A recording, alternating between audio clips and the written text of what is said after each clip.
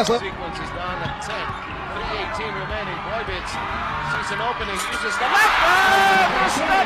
Straight. Jerry throws it at the chest of Duremdes. Victoria is gone. All of a sudden, the Sankey's Orange Juicers have the lead. Victoria. Look at the Pasha's defensive stance.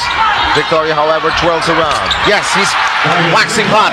5 points. Pumasok din. 3-point shot pa nga yun. Oo.